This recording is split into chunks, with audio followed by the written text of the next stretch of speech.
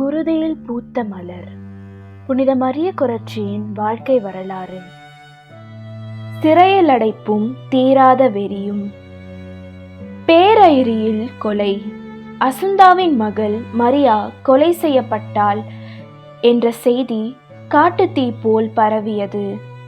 மக்கள் எல்லோரும் மரியாவின் வீட்டிற்கு விரைந்தனர்.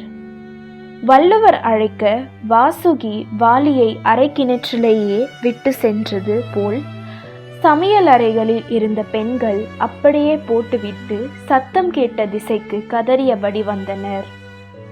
வயல்களில் வேலை செய்து கொண்டிருந்தோரும் சுற்று வட்டார கிராமத்தவர் அனைவரும் என்ன நடந்ததென்று அறிய ஓடி வந்தனர். மக்கள் கம்பு, தடிகள் என பல்வேறு ஆயுதங்களுடன் கொலைக்காரன் எங்கே என்று தேடிக்கொண்டிருந்தனர். வீடு முழுவதும் கூட்டம். சில நேரத்தில் அலெக்சாண்டரை திட்டுவதும் பெண்கள் அழுது கொண்டே சாபமிடுவதுமாக இருந்தனர். மரியாவின் வலிமையும் அடக்கமும் அத்தனை பேரையும் கவர்ந்திருந்தது. அவள் ஒரு மாதிரி குழந்தையாகவே பேரயிரியில் வலம் வந்தாள். மரியாவின் உடல் கிடந்த தரையில் விழுந்து கிடந்த இரத்தம் அனைவரையும் வேதனை கொள்ள செய்தது. கொடியவன் இந்த பிஞ்சு குழந்தைக்கா இத்தனை கொடூரத்தை செய்தான் என்று பலரும் பலவாறு திட்டி தீர்த்தனர். திடீரென ஆண்கள் மத்தியில் பரபரப்பு. வீட்டின் கழிவறை பக்கம் இரத்தம் தோய்ந்த கத்தியை கண்டெடுத்தவுடன் எல்லோருக்கும் அலெக்சாண்டர் மீது கோபம் அதிகமானது. கிடைத்தால் புலிக்கூட்டத்திடம் சிக்கிய சிறு முயலின் கதிதான்.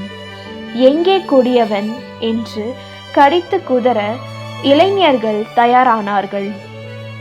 அங்கும் இங்கும் நடந்தார்கள். தென்பட மாட்டானா அவன் குடலை உருவ என்று கொக்கரித்தனர். மூடியிருந்த அறைக்கதவு பக்கம் சென்ற ஒருவன், அவன் இங்குதான் இருக்க வேண்டும், இந்த அறை மட்டும் உள்பக்கம் பூட்டப்பட்டுள்ளது என்று சத்தமிட்டான். கூட்டத்தினர் கதவை தள்ளவும் இடிக்கவும் தொடங்கினர். பலரும் இரத்தம் கொதிப்பேற வெளியில் வருவான், போட்டு சாய்க்க வேண்டும் என்று தயாராக நின்றனர். திடீரென அங்கே வந்த மாசலேனி பிரபு கொதிப்பேறி நின்றவர்களை சமாதானப்படுத்த முயன்றார். இன்னொரு கொலை விழுவதை விரும்பாத அவர், பொறுங்கள், காவல் நிலையத்திற்கு தெரிவிப்பதுதான் புத்திசாலித்தனம். அவர்கள் வந்து அவனை பிடித்து தண்டனை வழங்கட்டும். ஆத்திரத்தில் நாம் ஏதாவது செய்தால் நாம் தான் பொறுப்பேற்க வேண்டி வரும் என்று சொன்னான். ஒருவன் நோட்னோ காவல் நிலையத்திற்கும் சிலர் சித்தோனா காவல் நிலையத்திற்கும் செய்தி தெரிவிக்க சென்றனர். காவலர்கள் வருவதற்குள் அறை கதவை மாசலேனி பிரபு திறந்தார். அலெக்சாண்டர் அவரிடம் கர்ஜித்தான். நான் செய்யவில்லை என்று சாதித்தான். மக்கள் வெகுண்டெறுவதற்குள் நோட்னோ காவல் நிலையத்திலிருந்து காவலர்கள் 2 குதிரையில் விரைந்து வந்தனர். மக்கள் கூட்டமும் போலீசாரும் சூழ்ந்தனர். அலெக்சாண்டர் கைது செய்யப்பட்டான். அலெக்சாண்டரின் கையில் காவலர்கள் விலங்கு பூட்டினர். பின் அவர்கள் குதிரையில் ஏறிக்கொள்ள அலெக்சாண்டரை நடுவில் நிறுத்தி நோட்னோ காவல் நிலையத்திற்கு இழுத்து சென்றனர். காவலர்கள் வரும் முன் மரியாவை அவசர ஊர்தியில் வைத்து மருத்துவமனை கொண்டு சென்றதால் அவனை பிடித்ததை அவர்கள் அறியவில்லை.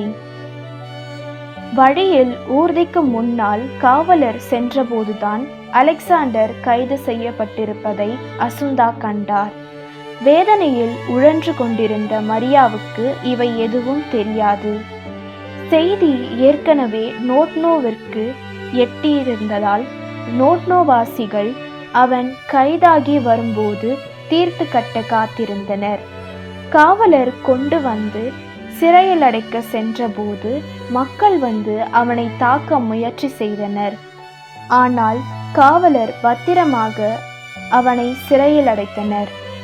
இளமையில் தன் மனதை அழுக்காக்கி கொண்டவன் அந்த இளமையின் வசந்த காலத்தை அனுபவிக்காமலே சென்று விடுவான். இளமையின் இதயத்திலிருந்து இறைவன் அகற்றப்பட்டால் அங்கு பேய்கள் குடிக்கொள்ளும். கட்டறுத்த சமுதாயம் வாழ்வை இழந்துவிடும் என்ற உண்மை அலெக்சாண்டரின் செயலால் தெளிவாகியது.